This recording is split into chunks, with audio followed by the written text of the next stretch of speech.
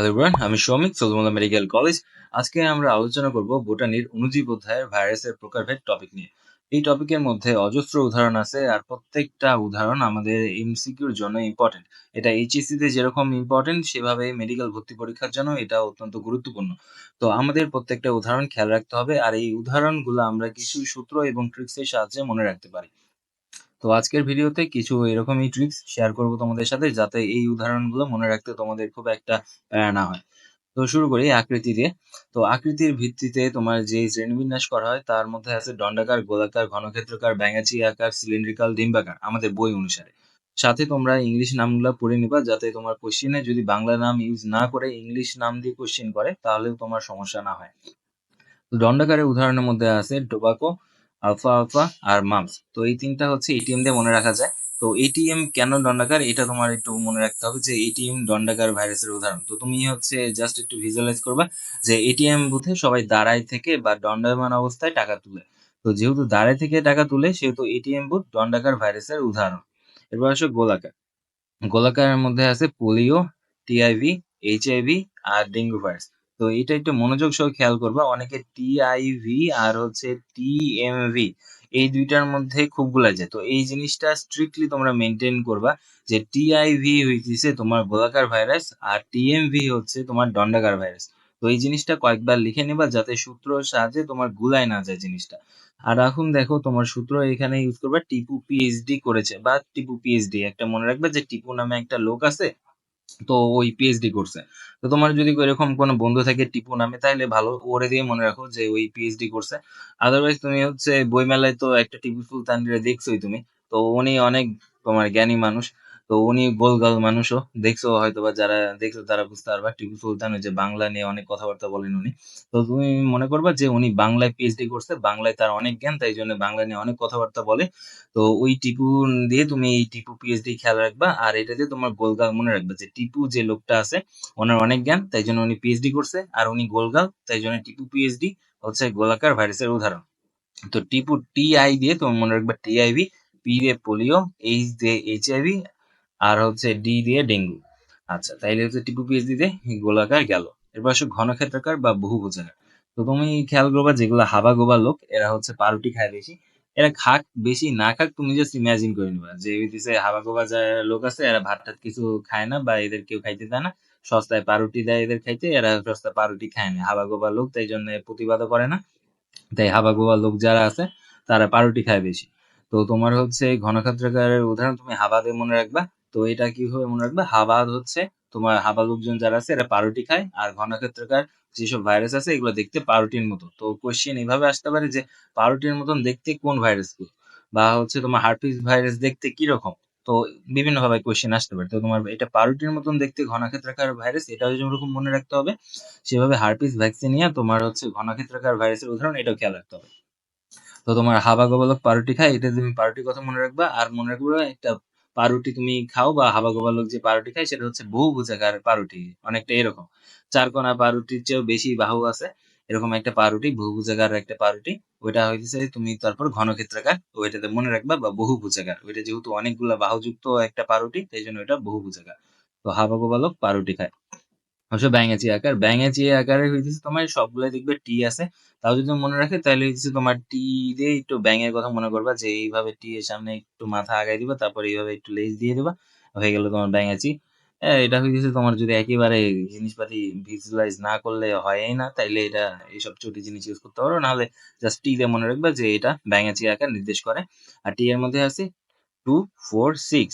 এটা কিন্তু খেয়াল রেখো এখানে কিন্তু 3, 5 এগুলো নেই, সব কিন্তু জোড় সংখ্যা। আর আছে কত 2 থেকে 6 পর্যন্ত জোড় সংখ্যা 2, 4, 6 এই তিনটাই আছে, জাস্ট এই তিনটা নাম্বার খেয়াল রাখবা। এখানে টি8ও দিতে পারে তোমার অপশানে কনফিউজ করার জন্য। এরপর আসলে সিলিন্ড্রিক্যাল বা সূত্রাকার। এর উদাহরণ আছে ইবোলা ভাইরাস এবং মটোরেস্ট্রিক ভাইরাস। এটার জন্য খুব একটা ইফেক্টিভ কোনো সূত্র নাই আসলে। তাও তুমি এইভাবে মনে রাখতে পারো যে মোটরের তুমি এম নিলা আর ইবোলার ই নিলা। তো এই এমই দিয়ে কি হইলো, এমই দিয়ে বোঝা যাচ্ছে মেকানিক্যাল ইঞ্জিনিয়ারিং। আর মেকানিক্যাল ইঞ্জিনিয়ারিং যারা করে তারা হইতেছে এইসব টিউব টিউব তারপর হচ্ছে যেগুলা মেকানিক্যাল বডি আছে বা হচ্ছে যন্ত্রাংশ আছে এগুলা নিয়ে কাজ করে। তো সিলিন্ডারও এরকম একটা তোমার বডি বা অবজেক্ট যেটা নিয়ে মেকানিক্যাল ইঞ্জিনিয়াররা কাজ করে বা মেকাররা কাজ করে। তো তুমি এমই দিয়ে সিলিন্ডার এভাবে মনে রাখতে পারো যে হইতেছে এটা মেকানিক্যাল ইঞ্জিনিয়ারিং এর একটা পার্ট, বা এটা এখানে ব্যবহার করা হয়, বা এটা নিয়ে ব্যাপক ব্যাপার মেকানিক্যাল ইঞ্জিনিয়ারিং এ আছে। তো এইভাবে এমই দিয়ে তুমি সিলিন্ডার মনে রাখতে পারো। আর ডিম্বাকার হচ্ছে ইনফ্লুয়েঞ্জা, এটার জন্য আলাদা কিছু করার দরকার নেই। তোমার সবকিছুর জন্য সূত্র ব্যবহার করার দরকার নেই, যত কম পারবা ইউজ করবা। তো তুমি হচ্ছে ডেইলি তো ডিম খাও প্রায়, যারা হোস্টেলে থাকো তারা হয়তো বা খাও না ডেইলি। তো যাই হোক, তোমার ডিম যখন খাবা, ডিমের সাথে মনে রাখবা যে ইনফ্লুয়েঞ্জা খাইতেছি, ডিম খাচ্ছি, ইনফ্লুয়েঞ্জা খাচ্ছি, ডিম খাচ্ছি, ইনফ্লুয়েঞ্জা খাচ্ছি। এরকম করে করে একটু, এটা যেহেতু আমরা সচরাচর খাই খুব, তাই জন্য এটা দিয়ে তুমি মনে রাখবা যখন খাও তখন। আচ্ছা, এরপরে আসো তোমার নিউক্লিক অ্যাসিডের ধরন অনুযায়ী প্রকারভেদ। একটা হচ্ছে ডিএনএ ভাইরাস, একটা হচ্ছে আরএনএ ভাইরাস। তো এখানে একটা ট্রিক্স ইউজ করা যায় আরএনএ ভাইরাস মনে রাখার ক্ষেত্রে, সেটা হচ্ছে হানি তুমি দিনে পোলাও মাংস রান্না করো। তো তুমি হচ্ছে এই যেটা আছে, এই যে তুমি মনে রাখবা এইচআইভি, এটা দিয়ে এইচআইভি গেল। তুমি এটা দিয়ে হচ্ছে তুমি মনে রাখবা টিএমভি। তো এটার হচ্ছে টি আছে আর হচ্ছে এম আছে, এই টি আর এম দিয়ে তুমি টিএমভি মনে রাখবা। এগেন এটা কিন্তু টিএমভি, টিআইভি না, টিআইভি কিন্তু ডিএনএ ভাইরাস, টিএমভি তোমার আরএনএ ভাইরাস, টিআইভি তোমার ডিএনএ ভাইরাস। আচ্ছা, টিএমভি আরএনএ, টিআইভি ডিএনএ। তারপর দিনে দিয়ে হচ্ছে তুমি মনে রাখবা ডেঙ্গু, দিনে তুমি উচ্চারণ করবা ডিনে। তো এই ডিনে দিয়ে তুমি হচ্ছে ডেঙ্গু মনে রাখবা। আচ্ছা, এরপরে আসো তোমার পোলাও দিয়ে হচ্ছে তুমি পোলিও, মাংস দিয়ে মামস, রান্নায় দিয়ে হচ্ছে র্যাবিস, আর দিয়ে করোনা মনে রাখবে। তাহলে তোমার আরেনা ভাইরাস যেগুলো আছে এগুলো সব মনে থাকবে এখন। আরেনা ভাইরাস যখন মনে থাকবে, তখন এগুলো থেকে বাদ দিয়ে যেগুলো ভাইরাস আছে এগুলো সবগুলোই হচ্ছে ডিএনএ ভাইরাস। তো এইভাবে তোমার একটা মনে রাখলে আরেকটা তুমি বাদ দিয়ে আইডেন্টিফাই করতে পারবা বা শনাক্ত করতে পারবা। তো এইভাবে আরএনএ আর ডিএনএ কনসেপ্ট আমার শেষ। আর এখান থেকে অনেক ইম্পর্টেন্ট একটা ব্যাপার হচ্ছে এই যে পার্ভোভেরিডি গোত্রের দুইটা ভাইরাসের নাম দেওয়া আছে। এরা হচ্ছে ব্যতিক্রমধর্মী ডিএনএ ভাইরাস, যাদের ডিএনএ সূত্রক এক সূত্র বিশিষ্ট হয়ে থাকে। আর রিওভেরিডি গোত্রের দুইটা ভাইরাসের উদাহরণ দিয়েছে, সেখানে আরএনএ দ্বিসূত্রক হয়ে থাকে। তো এই দুইটা উদাহরণ তোমরা মাস্ট পড়বা, এটা থেকে অনেক এমসিকিউ আসে, পার্ভোভিরিডি আর রিওভেরিডি। রিওভেরিডি বুঝতেছে এরা আরএনএ ভাইরাসের গোত্র, আর আছে। আচ্ছা, এরপরে আসা হচ্ছে বহিঃস্থ আবরণ অনুযায়ী ভাইরাস দুই প্রকার, বহিঃস্থ আবরণ যুক্ত ভাইরাস আর বহিঃস্থ আবরণবিহীন ভাইরাস।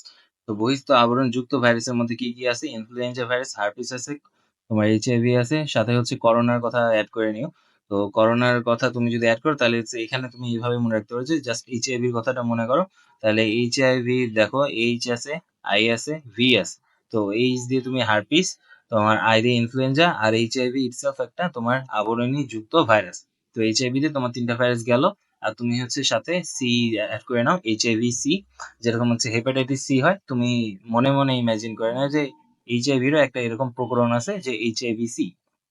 তো এইভাবে তোমার হার্পিস, ইনফ্লুয়েঞ্জা, এইচআইভি আর করোনা ভাইরাস চারটা হয়ে গেল বহিঃস্থ আবরণযুক্ত ভাইরাস।